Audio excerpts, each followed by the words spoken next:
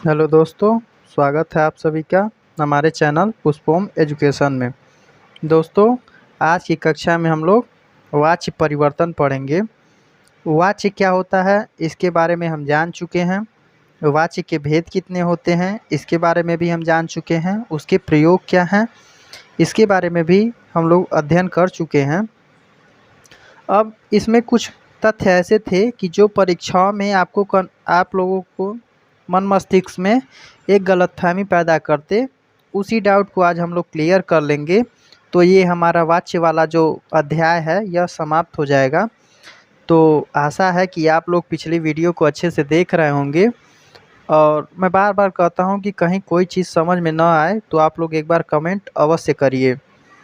तो कक्षा शुरू करने से पूर्व आप लोग वीडियो को लाइक कर दीजिए, शेयर कर दीजिए और कमेंट अवश्य करिए। तब हम लोग अपना जो टॉपिक है उसको शुरू करेंगे। तो हमारा आज का टॉपिक वाच्य परिवर्तन है। वाच्य परिवर्तन, कर्तृवाच्य से कर्मवाच्य में परिवर्तन। आप लोगों ने कर्तृवाच्य और कर्मवाच्य इन दोनों को पढ़ा। तो कर्तृवाच्य में क्या होता था, ऐसे वाक्य जिसमें कर्ता की प्रधानता होती है, और कर्मवाच्य ऐसे वाक्य जिनमें कर्म की प्रधानता होती है। तो इसको भी आप लोगों ने अच्छे से देखा। तो इसके अंतर्गत क्या दिया है इसको हम देखेंगे कि इसका नियम क्या है।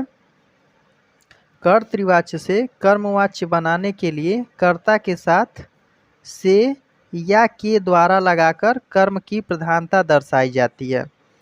कर्तृवाच्य में कर्म की प्रधानता होती है और कर्मवाच्य में कर्म की। तो कह रहा है कि यदि हम कर्तृवाच्य से कर्मवाच्य जब बनाते हैं तो कर्ता के साथ से या के द्वारा लगाकर कर्म की प्रधानता दर्शाई जाती है तथा क्रिया कर्म के अनुसार परिवर्तित हो जाती है। यहाँ पे कह रहा है कि क्रिया जो है वह कर्म के अनुसार परिवर्तित होती है। यदि हम कर्तृवाच्य से जब कर्मवाच्य कोई वाक्य यदि कर्तृवाच्य में दिया है, यदि हम उसे कर्मवाच्य में बदलना है तो पहला काम उस कर्ता के साथ से या के द्वारा लगाएंगे और उसमें लगाकर कर्म की प्रधानता दर्शाएंगे। फिर क्रिया जो होती है वह कर्म के अनुसार परिवर्तित हो जाती है। क्रिया के परिवर्तित स्वरूप के साथ जाना, क्रिया का काल, पुरुष, वचन और लिंग के अनुसार जो रूप हो उसे जोड़कर सामान्य क्रिया में बदल देते हैं। यानी कर्ता के साथ से या के द्वारा लगाएंगे और फिर क्रिया के परिवर्तित स्वरूप के साथ जाना, यानी क्रिया का जो परिवर्तित स्वरूप है उसके साथ जाना और क्रिया का काल, पुरुष, वचन और लिंग के अनुसार जो रूप हो उसे जोड़कर सामान्य क्रिया में बदल देते हैं। आशा है कि आप लोगों को बात अच्छे से समझ में आ गई होगी। एक बार इसको पुनः समझ लेते हैं। यानी कि कह रहा है कि जब कर्तृवाच्य से हम कर्मवाच्य में वाक्य का परिवर्तन करेंगे तो सर्वप्रथम तो कर्ता के साथ से या के द्वारा लगाकर कर्म की प्रधानता को दर्शाएंगे तथा जो इसमें क्रिया होती है वह कर्म के अनुसार क्या होती है, परिवर्तित हो जाती है। और क्रिया के परिवर्तित स्वरूप के साथ जाना, यानी जो क्रिया का परिवर्तित स्वरूप है उसके साथ जाना और क्रिया का काल, पुरुष, वचन और लिंग के अनुसार जो रूप हो उसे जोड़कर सामान्य क्रिया में बदल देते हैं। ये तो रही परिभाषा इसकी, यानी इसके बारे में। अब उदाहरण हम देखेंगे, उदाहरण से बात और स्पष्ट हो जाएगी। यहाँ पे आप देखेंगे वाक्य पहले से परिवर्तित किए गए हैं। बस इसको आप लोगों को समझना है कि कैसे हम इसको परिवर्तित करेंगे। तो राम पत्र पढ़ता है, यह क्या है, यह कर्तृवाची का वाक्य है। राम पत्र पढ़ता है, राम करता है, पढ़ना क्रिया है और पत्र कर्म है।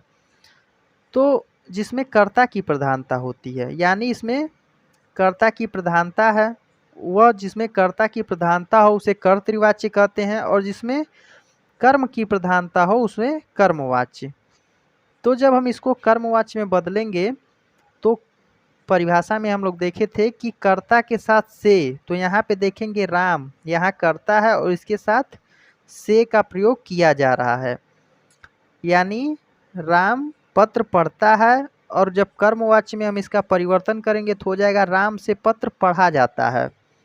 यानी पहले तो हम कर्ता के साथ से लगाएंगे, से या के द्वारा लगाकर कर्म की प्रधानता को दर्शाएंगे, और राम से पत्र, पत्र यहाँ पे कर्म है, राम करता है, पत्र कर्म, और पढ़ा जाता यह क्रिया है।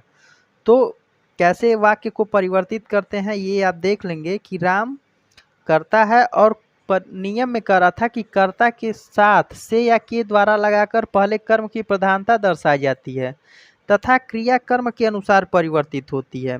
यहाँ पे पढ़ता था, तो यहाँ पे जब पत्र पढ़ा जाता है, यानी यहाँ पे जो क्रिया है यह कर्म के अनुसार परिवर्तित हो जा रही है, तो यह वाक्य किसमें बदल जाता है, यह वाक्य कर्मवाच्य में परिवर्तित हो जाता है। ठीक इसी प्रकार अगला उदाहरण हम देखेंगे। श्याम ने कंस को मारा। श्याम क्या है, श्याम करता है, और कंस कर्म है, और मारना क्रिया है।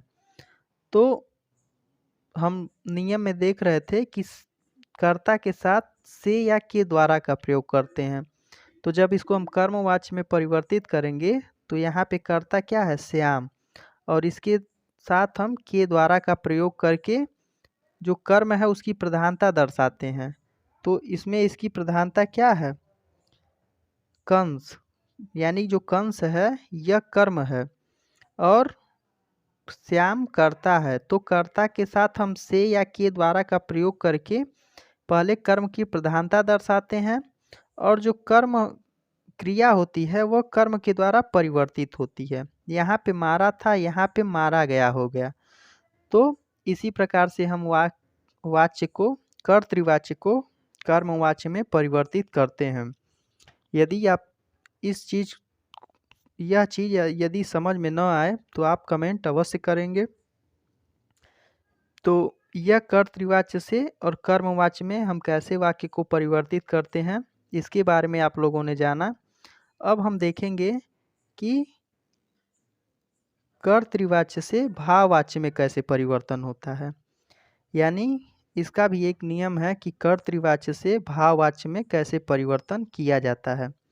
कर्तृवाच्य तो आप लोगों को पता ही है कि कर्तृवाच्य क्या होता है, जिसमें कर्ता की प्रधानता होती है, और भाववाच्य क्या होता है कि क्रिया के जिस रूप में न कर्ता की प्रधानता हो न कर्म की, परंतु जहाँ क्रिया का भाव प्रधान हो वह भाववाच्य है। तो भाववाच्य में जहाँ क्रिया का भाव प्रधान होता है वह भाववाच्य होता है। इसका नियम कैसे है इसको हम देखेंगे, इसके नियम के बारे में जानेंगे कि कर्तृवाच्य से भाववाच्य में परिवर्तन करते समय कर्ता के साथ करण कारक के विभक्ति चिन्ह से के द्वारा लगाते हैं। उसमें भी जब हम कर्तृवाच्य से और कर्मवाच्य में वाक्य को परिवर्तित कर रहे थे तो कर्ता के साथ से या के द्वारा लगाते थे, और जब कर्तृवाच्य से भाववाच्य में परिवर्तित करेंगे तो इसमें करण कारक का जो विभक्ति चिन्ह होता है से या के द्वारा इसको हम लगाते हैं, और इसमें क्रिया एक वचन पुल्लिंग अन्य पुरुष में रहती है। इसमें जो क्रिया होती है वह एक वचन पुल्लिंग तथा अन्य पुरुष में रहती है। जो भी छात्र हमारी पिछली वीडियो को देखे होंगे जिसमें मैंने सर्वनाम को बहुत अच्छे से बताया है, वह पिछली वीडियो यदि सर्वनाम पढ़े होंगे तो यहाँ पे जो अन्य पुरुष दिया है इसके बारे में उन्हें समझ में आ रहा होगा। तो इसमें क्रिया एक वचन पुल्लिंग अन्य पुरुष में रहती है, और कर्तृवाच्य की क्रिया को सामान्य भूतकाल में लाकर, यानी जो कर्तृवाच्य की क्रिया होती है उसे सामान्य भूतकाल में लाकर उसके साथ काल के अनुसार जाना क्रिया का रूप जोड़ देते हैं। यानी जो कर्तृवाच्य की क्रिया होती है उसे सामान्य भूतकाल में लाकर उसके साथ काल के अनुसार जाना क्रिया का रूप जोड़ देते हैं। आगे क्या कह रहा है, और आवश्यकता अनुसार निषेध सूचक नहीं का प्रयोग भी किया जाता है। यानी आवश्यकता अनुसार, यानी जहाँ पे आवश्यकता लगेगी उसके अनुसार निषेध सूचक नहीं का प्रयोग भी किया जाता है। तो इस प्रकार से इसका नियम था। अब इसके उदाहरण को हम समझेंगे। उदाहरण तो जैसे हम लोग कर्तृवाच्य से कर्मवाच्य में परिवर्तित करते थे तो उसके कुछ नियम थे। उसी प्रकार कर्तृवाच्य से जब भाववाच्य में वाक्य को परिवर्तित करेंगे तो इसके भी कुछ नियम हैं। उदाहरण को आप समझें। परिभाषा आप लोगों ने समझा, अब उदाहरण को आप समझें कि लड़के छत से कूदते हैं, यह क्या है? कर्तृवाच्य। लड़कों द्वारा छत से कूदा जाता है, यह क्या है? कर्मवाच्य। तो यहाँ पे आप देखेंगे कि पहले से परिवर्तित किया गया है, बस समझना है। तो हम इसे कैसे परिवर्तित करते हैं ये आप देखेंगे कि कर्तृवाच्य से जब हम भाववाच्य, यहाँ पे भाववाच्य होगा, यह कर्मवाच्य का वाक्य नहीं है, इसे आप ध्यान नहीं देंगे, यह भाववाच्य का वाक्य है, मिसप्रिंट हो गया।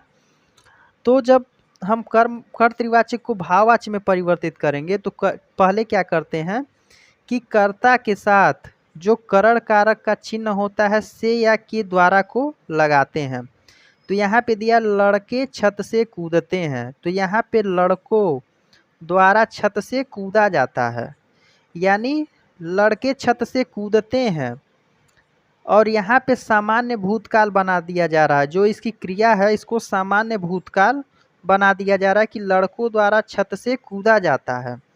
और कर्ता के साथ हम करण कारक जब परिवर्तित करते हैं तो कर्ता के साथ करण कारक के विभक्त चिन्ह से या के द्वारा लगाते हैं।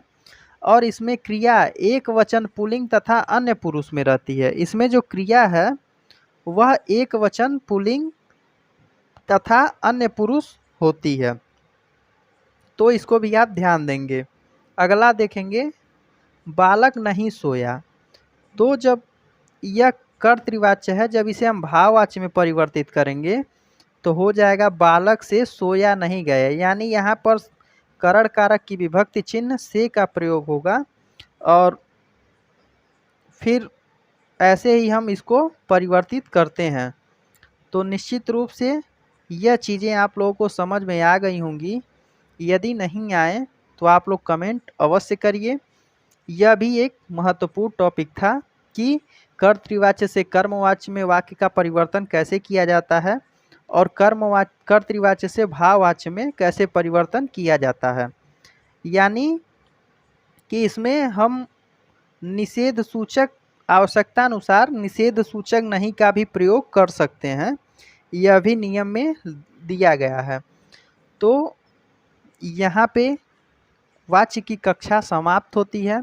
यदि कहीं कोई डाउट होगा तो आप कमेंट अवश्य करेंगे और वीडियो को शुरू से लेकर आखिरी तक अवश्य देखेंगे, क्योंकि जब आप वीडियो को और एक एक कक्षा को देखते हैं तभी बातें समझ में आती हैं। फिर हम अगली कक्षा में एक नए अध्याय के साथ उपस्थित होंगे। आज के लिए इतना ही। धन्यवाद।